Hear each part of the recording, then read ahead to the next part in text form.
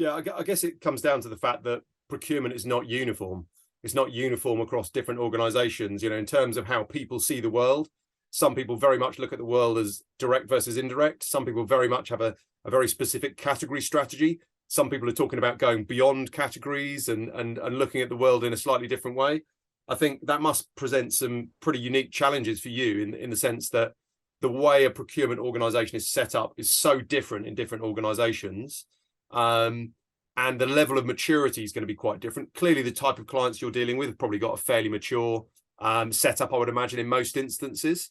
But it's really not a uniform thing. It seems to me. No, absolutely. And that's to call back to what I was saying at the outset. That's why it remains interesting and to me but important work as well, because each organization, to your point, is going to have a different profile and a different language and a different way of setting up their structure. And you might have businesses that are in the same industry but have additional divisions in other industries, and so it becomes a puzzle, right? To go through the methodology, the approach, but the questions and the constraints and the considerations are always a bit different, right? And so the answer is never quite the same.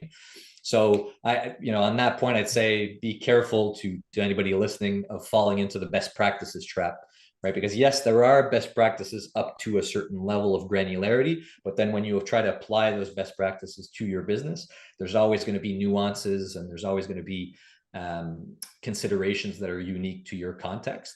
And so it's often hard to answer. Like, I get asked that question, at the beginning of relationships, and then there's an easy answer. And then as we get into the more granular issues, they go, okay, well, what's the best practice for oil and gas service purchasing for cleaning services in remote areas? And you go, like, that's so specific. Like, I don't think I can give you a best practice, right? There's no report that says how to do that. So I think it's being able to have expectations on best practices and on solutions that are realistic in terms of the granularity to which they will provide you a solution that's out of the box. Yeah, and I guess some of the best practice is actually on the strategy side. That if you're employing strategic best practice, then in terms of how that can be applied to the rollout and the use of technology, as long as you're following the best practice to that, it's going to have to apply to your specific circumstances.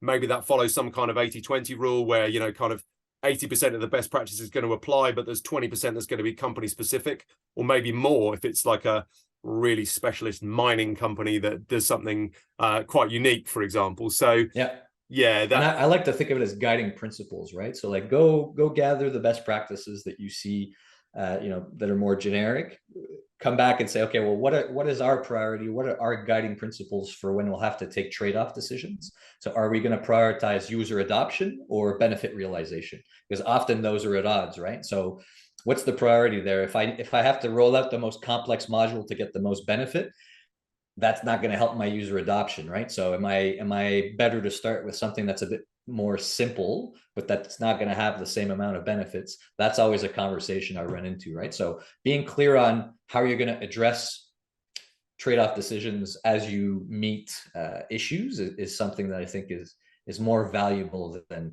trying to figure out the best practices for any given scenario.